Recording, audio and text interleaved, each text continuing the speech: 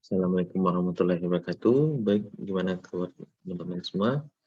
Kali ini kita akan melakukan membahas tentang uji hipotesis dan penggunaannya dalam penelitian. Baik, definisi hipotesis statistik adalah pernyataan statistik tentang parameter populasi. Uji hipotesis merupakan metode pembuktian empiris untuk mengkonfirmasi dan menolak sebuah opini ataupun asumsi dengan eh, menggunakan data sampel. Hipotesis berasal dari bahasa Yunani. Hupo artinya lemah, rendah atau tidak kuat. Tesis yang artinya teori, asumsi, pendapat atau pernyataan. Berdasarkan definisi tersebut, kita bisa menyimpulkan bahwa hipotesis juga bisa diartikan sebagai teori yang sifatnya lemah dan masih perlu dibuktikan kebenarannya. Ada banyak sekali hipotesis di dunia ini. Tentunya tidak semua hipotesis dapat diuji. Dan tidak semua hipotesis menjadi hal yang penting untuk diuji. Hal ini dikarenakan pengujian hipotesis juga membutuhkan dukungan dana, waktu, dan tenaga. Dengan memahami uji hipotesis, kita akan semakin paham dengan pengertian statistik itu sendiri. Ya, ciri-ciri hipotesis yang baik ini hipotesis harus menyatakan hubungan antar variabel, harus sesuai dengan kaidah ilmu pengetahuan, ya, dan absurd ya gitu, dan dapat diuji, harus sederhana dan harus menerangkan fakta dan fenomena. Kenapa uji hipotesis itu sangat penting? Uji hipotesis adalah salah satu uji yang sangat penting dalam proses statistik. Ada beberapa alasan kenapa uji diperlukan. Pertama, untuk menguji apakah data yang kita gunakan cukup untuk menggambarkan populasi. Uji hipotesis dilakukan dengan data sampel, tapi tentu saja tidak semua sampel yang kita ambil berhasil menggambarkan kondisi populasi. Ya, tidak semua sampel berhasil menggambarkan kondisi populasi. Pada dasarnya, besarnya jumlah sampel tetap saja berpeluang untuk menghasilkan kesimpulan yang salah. Ya, bisa jadi kesimpulan yang dari populasi itu, dari sampel itu bisa kemungkinan salah. Uji hipotesis memungkinkan kita untuk melakukan uji eksperimen apakah sampel yang kita gunakan sudah cukup untuk menggambarkan keseluruhan dari populasi. Ya. Terus metode empiris untuk membuktikan hipotesis yang kita percaya. Metode empiris untuk membuktikan hipotesis yang kita percaya maksudnya adalah dalam berbagai pengujian tentunya seorang peneliti ingin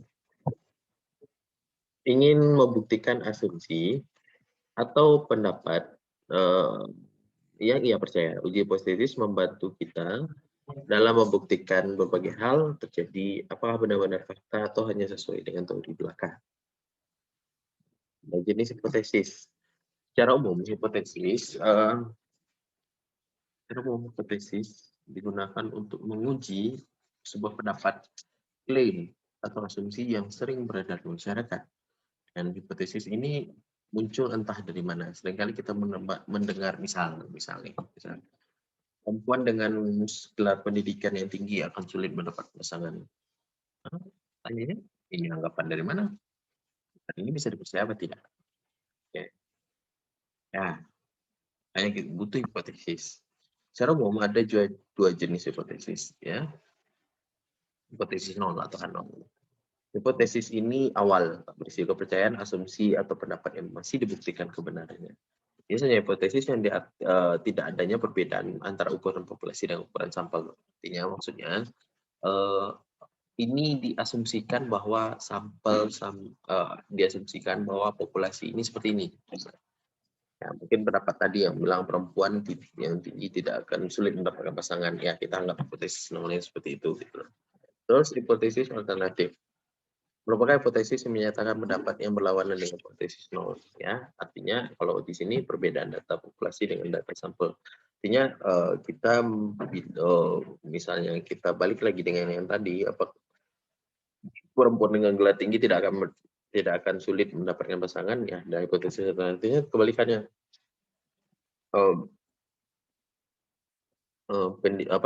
Perempuan dengan gelar lebih tinggi mudah mendapat pasangan atau tidak sulit mendapatkan pasangan, ya. Hipotesis alternatif selalu berlawanan dengan hipotesis nol. Hal ini dikarenakan pada dasarnya kita ingin sekali menolak nol yang menawarkan hipotesis alternatif sebagai pernyataan yang lebih, dan dengan menawarkan hipotesis alternatif dengan pernyataan yang lebih menarik atau lebih tepat menurut kita. Ya, hipotesis tidak hanya dalam bentuk numerik, bisa dalam bentuk kategori. Contohnya saja, benarkah perempuan cenderung lebih teliti pada laki-laki? Artinya, perempuan, hipotetisnya, perempuan lebih teliti pada laki-laki. Sebaliknya, laki-laki lebih ceroboh pada perempuan. Oke. Sekarang kita menuliskannya dalam bentuk notasi statistik. Misalnya, ini klaim, ada klaim bahwa umur terbaik untuk menikah adalah 25 tahun. Tentunya hal ini perlu dikaji lebih lanjut, apakah asumsi itu benar atau tidak. Tapi kalau kita tulis notasi, berarti H0 sama dengan 25. Karena asumsi hipotesis kita adalah umur terbaik menikah adalah 25. Saya dari mana? Ya itu harus dibuktikan lebih lanjut ya. Cuman ini kita bikin sebuah asumsi dulu gitu. Sebuah hipotesis awal dulu. Orang berpikir kayak gitu. Cuman asalnya dari mana juga saya nggak paham sih, Mbak. Terus yang kedua, sedangkan untuk hipotesis alternatifnya, ini kita bilang bahwa menikah menikah terbaik bukanlah di usia 25. Maka tulisannya tidak sama dengan, ya tidak sama dengan, dan karena tidak sama dengan, maka daerah penolakannya ini 1-A itu adalah daerah 25, umur 25, maka H0-nya adalah kurang dari 25 atau lebih dari 25, ya. Ada hipotesis lain nih, bahwa asumsi usia menikah terbaik adalah di atas 25 tahun, ya. Yang penting berbeda dengan hipotesis awal. Ya, daerah penolakan H0-nya di atas 25. Di bawah 25 nggak apa-apa lah nikah. Terus selanjutnya, kalau usia menikah terbaik adalah di bawah 25. Jadi kalau yang di atas 25 tuh udah nggak baik lagi gitu. Maka daerah penolakan H0 sini. Dengan melakukan pengujian, kita bisa mengambil salah satu dari hipotesis alternatif di atas. Kita bisa memilih hipotesis alternatif yang kita yakini paling benar berdasarkan data dan fakta yang kita miliki. Jangan sembarangan juga bikin hipotesis alternatif. Oh, harus beda sama hipotesis nol, enggak juga gitu. Ya. Ya, tapi ya sebetulnya tentu harus beda dengan hipotesis nol. Cuman jangan membuat sesuatu hanya karena kata orang. Harus ada data-data yang diyakini benar, walaupun belum terbukti secara empiris, ya. Terbukti belum tentu, tapi kita harus punya data dulu nih, gitu. Yang kira-kira membuktikan hipotesis dari kita bisa kita pertanggungjawabkan. Oke, jadi hipotesis nol bukanlah asumsi atau pendapat yang salah, hingga seorang membuktikan fakta lain untuk menolak hipotesis tersebut sebagai statistik, ya. Oke, itu yang harus diingat. Hipotesis nol bukan pendapat yang salah.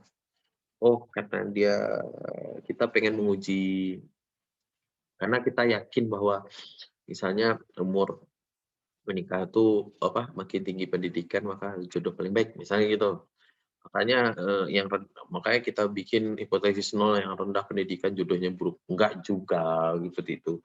Tapi kita bikin hipotesis nol itu harus sesuai dengan dengan fakta, data yang kita atau teori yang sudah ada di masyarakat itu, ya. Oke. Transformasi statistik. Rumus ya. Kita belajar rumus sekarang ya. Uji hipotesis tentu menggunakan data sampel sebagai objek penelitian. Jumlah sampel relatif kecil bila dibandingkan dengan populasi. Ya, kalau lebih besar di populasi, yang besar itu yang populasi, yang kecil itu yang jadi sampel. Ya. Karena itu tentunya kita berusaha untuk menemukan bahwa nilai rata-rata yang kita temukan ini berada jauh dari rata-rata nilai proporsi yang berasal dari asumsi hipotesis nol. Karena itu kita perlu melakukan perubahan hasil uji statistik dengan standar skor. Nilai standar adalah nilai yang berada di sekitar rata-rata. Ya, gimana bikinnya? Dengan rumus ini. Ada X bar, EZ, atau nilai normal sama dengan X bar min mu per apa nih, omega per N. Ya. X bar itu nilai rata-rata sampel, mu itu nilai rata-rata populasi, omega itu standar deviasi, dan M jumlah sampel. Nah, pertanyaannya adalah, hasilnya apa? Nilai Z. Apa nilai Z? Ya, enggak juga. Informasi, statistik uji kita terapkan dalam banyak hal. Tetapi dalam pengambilan keputusan uji hipotesis transformasi ini akan sangat bermanfaat dalam menemukan nilai p-value. Ya, yang hasilnya itu berupa p-value. Dalam kasus pengujian dengan asumsi bahwa sampel memiliki distribusi normal, maka nilai rata-rata populasi bisa diasumsikan sebagai 0 dan standar deviasi sebagai 1. Semakin jauh standar skor yang kita temukan, semakin besar peluang kita menolak 0. Begitu juga sebaliknya. Pertanyaannya selanjutnya, seberapa jauh nilai standar skor yang diperlukan untuk menolak hipotesis 0? Biasanya nilai rata-rata sampel yang memiliki selisih hingga 2 kali dari standar deviasi sudah membuktikan ada penolakan hipotesis 0. Tapi ini dalam kasus secara umum. Untuk membuktikan secara empiris, kita membutuhkan nilai p-value yang bisa memberikan kita gambaran signifikan tentang uji hipotesis. Kita bahas sedikit tentang p-value ya. Setelah melakukan pengujian kita, maka nilai statistik uji tentu kita akan membandingkannya dengan distribusi normal atau distribusi Z yang seperti sebelumnya kita cari dan menemukan peluang penolakannya. Inilah yang disebut dengan p-value.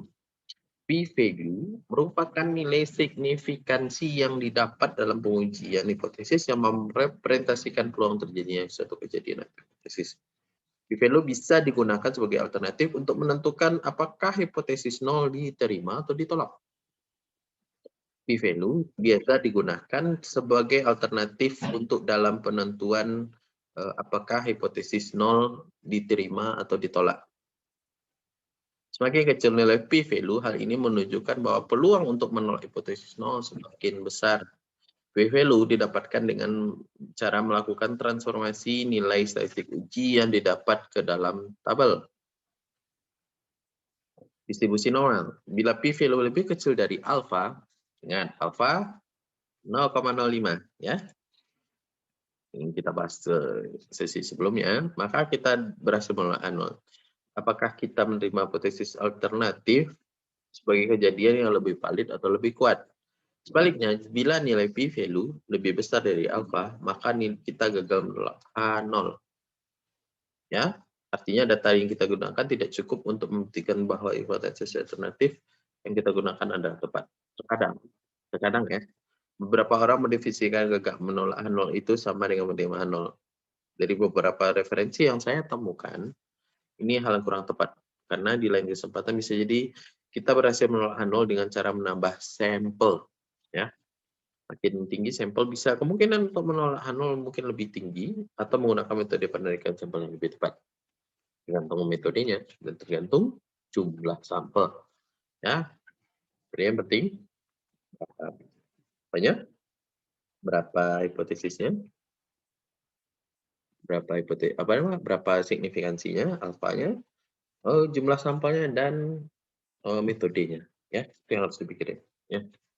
Terus dia pertanyaannya adalah error mengambil keputusannya. Ya, ini ada ini tipe-tipenya. Kita ya menerima H0 benar tidak dapat kesalahan. Menerima H0 salah, kesalahan tipe B, tipe 2 atau beta, 0 H0. Kesalahan tipe 1 atau alfa dan menolak H0 dan H0 salah dan tidak dapat kesalahan. Sebagai contoh kita analogikan begini. Penggunaan sistem deteksi bencana banjir. Bila sistem deteksi adanya bencana banjir pada cuaca sedang panas, ini disebut kesalahan tipe 1 atau alfa. Tipe 1 atau alfa itu biasanya dikarenakan ada kesalahan pada alat atau sistemnya. Ya, makanya disebut alfa. Inilah yang diakomodasi dengan yang disebut dengan signifikansi. Yang bisa jadi kita, misalnya kalau kita mencacah di untuk, tingkat kemiskinan, misalnya mencacah tentang kemiskinan, eee, kita nanya pendapatannya, dia ngasal jawab, apa ya, dia ngasal jawab, nah itu kesalahan tipe apa, karena kita kurang memprobingnya sebagai petugas. Masa iya rumah besar segala macam pendapatannya cuma 1 juta sebulan, nggak logis kan? Nah, itulah. Cuman kalau kesalahan tipe 2, kalau kita balik deteksi banjir, malah hujan deras tapi, deteksi banjir nggak bunyi. Ini karena kesalahan dari kitanya sebagai pencacah, ya. Kesalahan ini misalnya kita salah nanya, misalnya pertanyaannya absurd atau, akhirnya orang nggak bisa jawab, yang seperti itu. Itu mungkin kesalahan tipe 2. Alfa kesalahan tipe 1 atau tidak signifikansi bisa digunakan. Alfa merupakan peluang untuk menolak hipotesis nol ketika hipotesis nol tersebut adalah benar. Nilai inilah yang selalu kita gunakan sebagai tindak signifikasi untuk pengujian statistik. Semakin kecil ya, kita gunakan, semakin besar peluang membuktikan hipotesis tersebut yang kita ajukan adalah benar. Hipotesis nol tidak tepat, dan begitu juga sebaliknya. Oke, kita prosedur pengujian hipotesis. Dan tentukan hipotesis nol dan hipotesis alternatif, tentukan signifikansi, tentukan kriteria pengujian dan daerah penolakan, temukan nilai uji statistik dan